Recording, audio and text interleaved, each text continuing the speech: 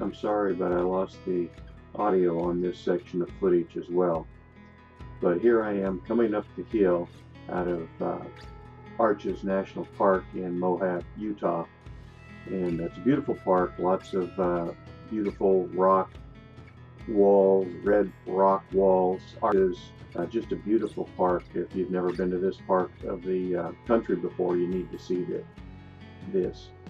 Like I said, I'm on US 191 coming up the hill out of Moab going towards Provo. The park has got a lot to offer, or at least the general area over there on the right. I don't know if you can see it, but there's bike trails, all paved bike trails for biking. They've got canoe trips, kayak trips, rafting trips down the Colorado. They've got camping areas, hiking areas, rock climbing areas. Just whatever the outdoor enthusiast wants to do, he can do it here in Moab. A lot of restaurants, motels, RV parks, a lot of places to stay, a lot of things to do. So if you've never been to this part of the country before, I would highly recommend it. I enjoyed it, even though I wasn't here but a very, very short time. A lot of people though. Back with you with a little bit more scenery, just to show you the diversification of our land. I'm between Moab and Provo / Salt Lake City. I had to take the interstate. As you know, I'm trying to stay off of them, but I had to take this one because there's no secondary roads. I'll be on the interstate for another 10 miles or so, then I can turn back off onto a secondary road. But I just wanted to show you, we're back to rolling grassland. Now I don't want to say grasslands, but rolling scrub grass, I guess, scrub grasslands, white hills, some cliffs off to my right side to the north, currently headed west. But again, just diversity of the areas from Moab, where it was all red rock cliffs, you know, and stuff, to this, which is sandstone, I believe,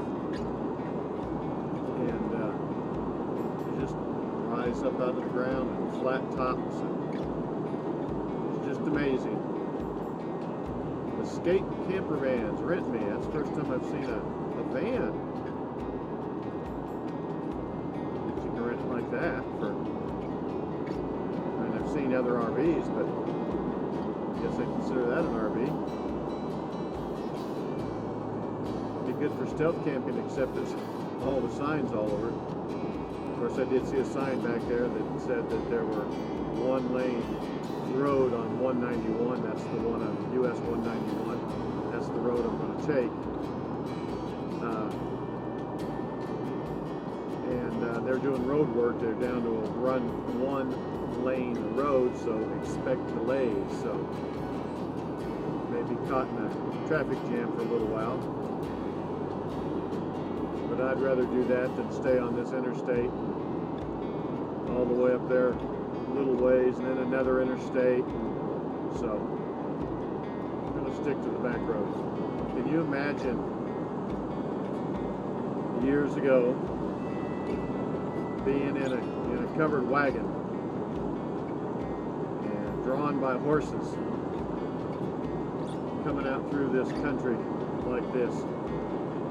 Come out top a hill and look at some of these valleys and just see them go on forever and ever and ever, and think to yourself, my God, you know.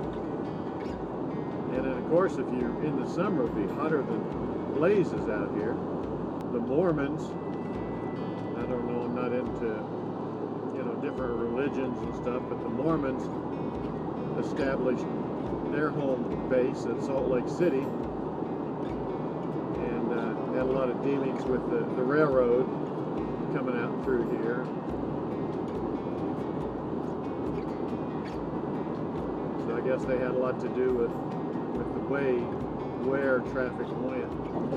Traffic, I say, but you know. covered wagons. People. Big old junkyard down there.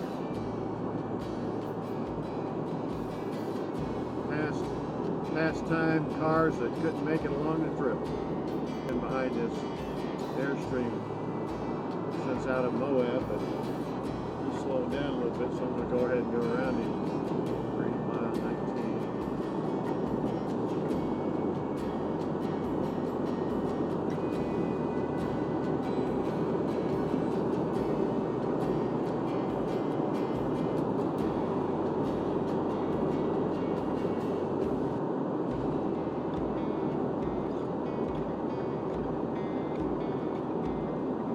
Turn. This is not it. Looks like I-70 goes straight ahead and then turns left right at the base of those cliffs over there, but those cliffs were not cut for I-70. Guess that's just a natural lay of the land, and that's where they laid out the road. I'm sure the road followed the old wagon trails. People take it for granted what we have nowadays, but like I said, just think back 100 years ago or 200 years ago, the settlers coming out here in their wagons and horses and seeing this, and no roads like I'm on now, just, you know, that hard packed sand, clay over there, and some areas not so hard packed. Trials and tribulations and struggles that they went through to colonize the West. I say colonized, I know that the American Indians were already out here, different places. They had a rough life too. Of course, it was their way of life, that's all they knew. Living in teepees or adobe huts, or, you know, hunting and fishing and searching for water, getting water, that's all they did. Center rumble strips. They've got the little dugout chunks out of the asphalt in there, so if you cross the center line, you definitely get the feel and the shake and the noise. And maybe that'll wake you up if you fall asleep, I guess. Same thing over on the right side, just past the fog line there. And once again, the scenery has changed. We came up over a little hump of a mountain there, and voila, on this side, a big, green, fertile valley. Mountains, of course, on both sides, but down here it's nice and green and trees, and of course we're coming into a town. I tried to get the cameras on just a shade sooner to show you coming down over the mountain and the whole expanse of the valley, but you can see what we're got now.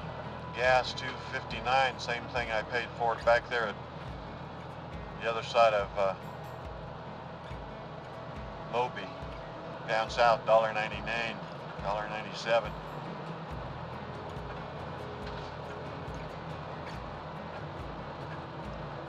Looking to take US 6 west up at a little town called Helper.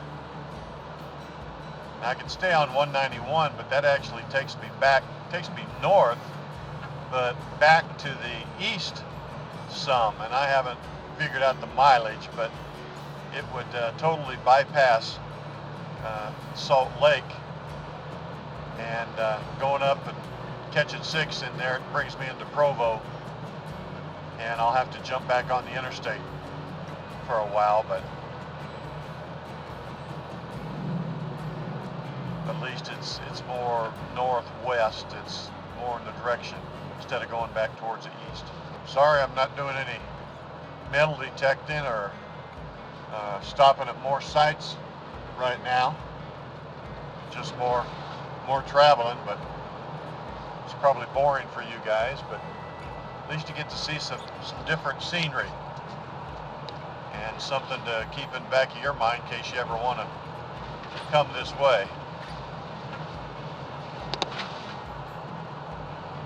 You know, there's a lot of state parks and campgrounds and stuff like that along the way. I was surprised at the number of RVs in Moab back there. I mean, they're just tons and tons, dozens, I guess I should say, not tons, dozens. Lots of little RV parks and just dozens. Now, I should say that that place I stayed was a Maverick, I think it was Maverick Quick Stop, and I talked to them. When I talked to them, they allowed me to, park out back, get a nice paved lot under cameras and everything, so it was real nice. Said as long as I didn't block any traffic.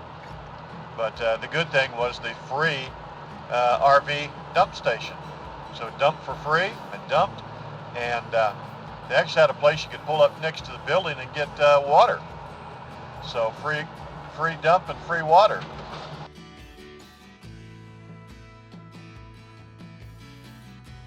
I didn't need water. I still have 2/3 of a tank, so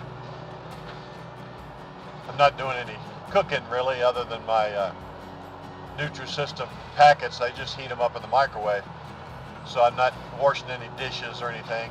Taking a shower, but that's not using up my water. Got one of those Aquagenics shower heads on here. It conserves water. It works real good. I can see why Eric, Nomadic Fanatic, when he travels, he only travels about 50 miles a day, basically. Sometimes a little more, sometimes a little less. But by traveling like I am, 8 hours or something, by the time you stop and get your videos downloaded off the cameras onto the computer and stuff, you don't feel like doing much other than eating a little bit and going to sleep. So by traveling just 50 miles a day, maybe an hour or 2 hours at the most, gives you plenty of time to see other things, plus take care of the camera work.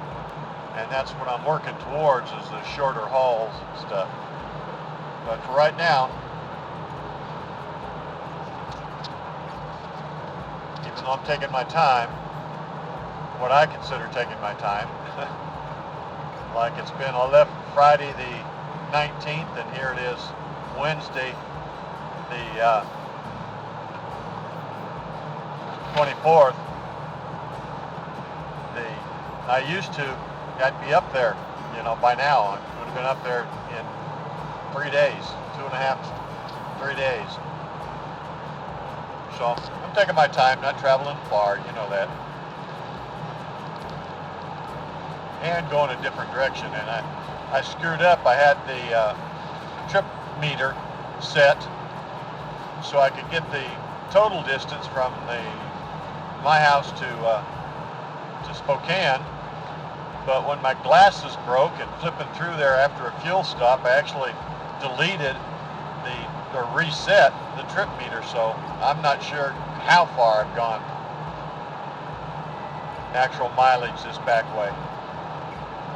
I know going the normal way that I used to go, most direct route, well, fastest route, it was about 2,500 miles. And I know I've gone further this time, but can't believe I deleted that or reset it. I don't know if you guys have ever heard the old Indian legend. I'm not sure what tribe it was, but at once upon a time there was this young Indian princess, good-looking young lady, and there were two young bucks that were wanting her hand in marriage. Now, one of the young bucks' name was Wild Horse, and the other young buck was named Falling Rock. And the one who could offer the chief her father, the most horses, would win. Now, she really wanted to marry Falling Rock, but Wild Horse had more horses to give to the chief. And so the chief says, well, I'll tell you what I'm going to do. we're going to set up a trial. Both of you will go out in the wilderness, and whoever can bring back the most deer for our table, the most hides, will win young princess's hand in marriage. So they both went out. And about a week later, Wild Horse came back, and he had 10 deer in deer hides. And so he gave them to the chief, and time went on, and Falling Rock hadn't come back yet, and the daughter, or the princess, says, well, we got to wait a little while longer because I really love Falling Rock. So they waited and waited. And, you know, they are still waiting today for him to come back. As you travel around these canyons and stuff like we're on here, you'll see the signs on the sign that says, watch for Falling Rock.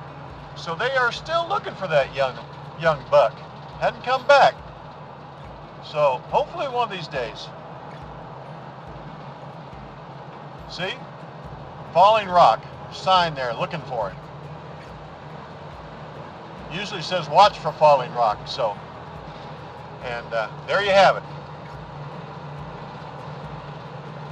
Nice Indian tail.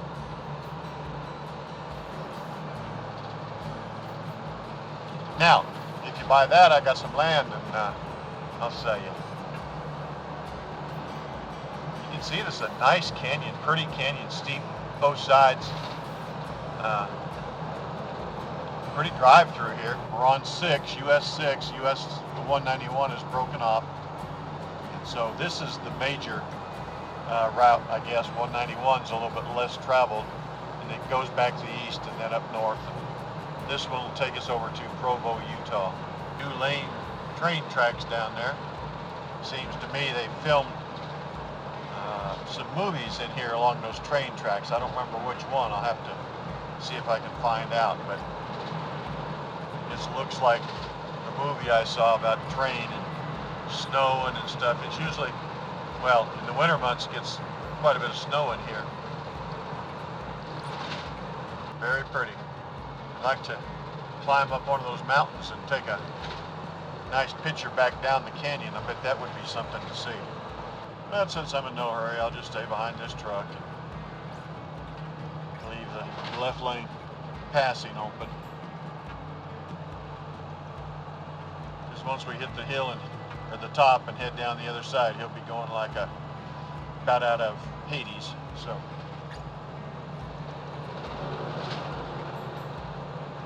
Like that guy, he must be empty. Okay, passing lanes over.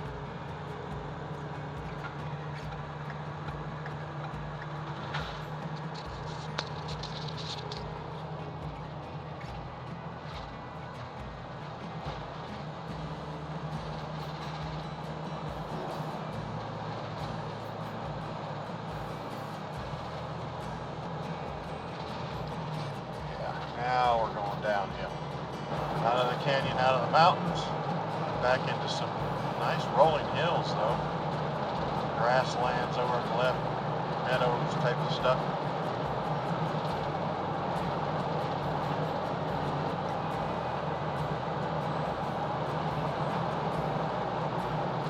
See off on that mountain in front of us on the hill, looks like there's still a little patch of snow up there.